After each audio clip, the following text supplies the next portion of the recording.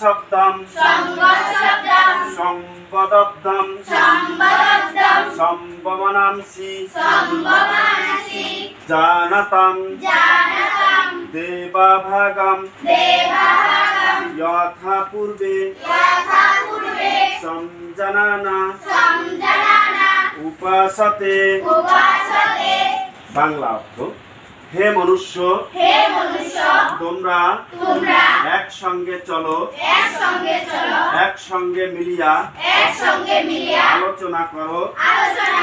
তোমাদের মন উত্তম সংস্কার যুক্ত হোক।